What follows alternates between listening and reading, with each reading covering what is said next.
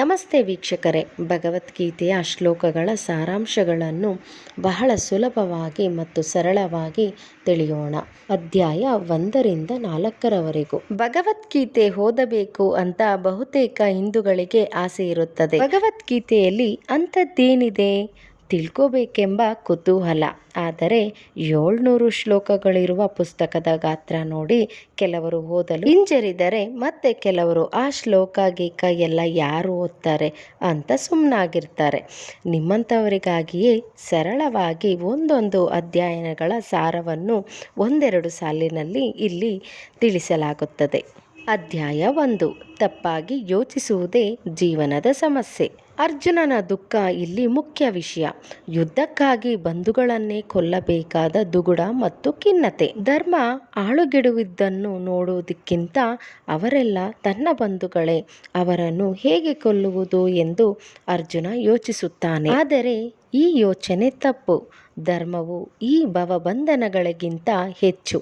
ತಪ್ಪಾಗಿ ಯೋಚಿಸುವುದರಿಂದ ತಪ್ಪಾದ ತೀರ್ಪು ಹೊರಬರುತ್ತದೆ ಎಂಬುದನ್ನು ಶ್ರೀಕೃಷ್ಣ ವಿವರಿಸುತ್ತಾನೆ. ಆದರೆ ಅರ್ಜುನನಿಗೆ ಸಮಾಧಾನವಾಗಲಿಲ್ಲ. ಆತ ಗೊಂದಲ ಹಾಗೂ ದುಃಖದಿಂದ ಕುಳಿತುಕೊಳ್ಳುತ್ತಾನೆ. ಅಧ್ಯಾಯ 2. ಸರಿಯಾದ ಜ್ಞಾನವೇ ಎಲ್ಲ ಸಮಸ್ಯೆಗಳಿಗೆ ಅಂತಿಮ ಪರಿಹಾರ. ಕೃಷ್ಣನು ಅರ್ಜುನನಿಗೆ ಅವನ್ನೆಲ್ಲ ದುಃಖ ದುಮ್ಮಾನ ಸಮಸ್ಯೆಗಳಿಗೆ ಅಜ್ಞಾನವೇ ಕಾರಣ ಎಂಬುದನ್ನು ತಿಳಿಸುತ್ತಾನೆ. ಭೀಷ್ಮನಿಂದ ಹಿಡಿದು ಯಾರೊಬ್ಬರ ಆತ್ಮಗಳನ್ನು ನಾಶಪಡಿಸಲಾಗುವುದಿಲ್ಲ. ಹಾಗಾಗಿ ಅವರೆಲ್ಲ ಶಾಶ್ವತವಾಗಿರುತ್ತಾರೆ. ಯುದ್ಧವನ್ನು ದೂರವಿಡುವುದರಿಂದ ನಿನ್ನ ಧರ್ಮವನ್ನೇ ದೂರವಿಟ್ಟಂತಾಗುತ್ತದೆ. ಅದು ಪಾಪ ಕಾರ್ಯ. ಹೋರಾಡದಿದ್ದರೆ ಆತನೊಬ್ಬ ಹೇಡಿ ಎನಿಸಿಕೊಳ್ಳುತ್ತಾನೆ ಎಂದು ಎಚ್ಚರಿಸುತ್ತಾನೆ ಕೃಷ್ಣ.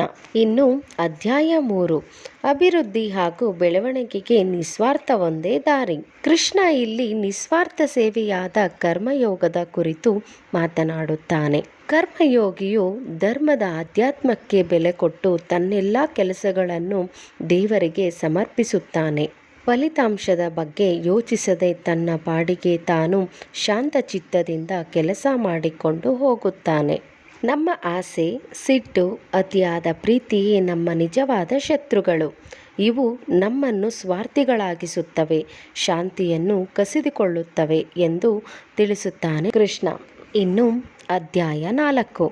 ಧರ್ಮ ಸಂಸ್ಥಾಪನೆಗೆ ಭಗವಂತ ಅವತಾರ ಎತ್ತುತ್ತಾನೆ. ಧರ್ಮಕ್ಕೆ ಹಾನಿಯಾದಾಗ ಭಗವಂತನು ಸಜ್ಜನರನ್ನು ಕಾಪಾಡಿ ದುರ್ಜನರನ್ನು ನಾಶ ಮಾಡಲು ಪ್ರತಿಯುಗದಲ್ಲಿ ಭೂಮಿಯಲ್ಲಿ ಅವತರಿಸುತ್ತಾನೆ ಎಂದು ಕೃಷ್ಣ ವಿವರಿಸುತ್ತಾನೆ. ಅಷ್ಟೇ ಅಲ್ಲ, ಭಗವಂತನ ಈ ಜನ್ಮ ರಹಸ್ಯವನ್ನು ಅರಿತವರು ಮೋಕ್ಷಪ್ರದರು ಎಂದು ತಿಳಿಸುತ್ತಾನೆ. ಧನ್ಯವಾದಗಳು ಸ್ನೇಹಿತರೆ, ಎಲ್ಲರಿಗೂ ಶುಭವಾಗಲಿ.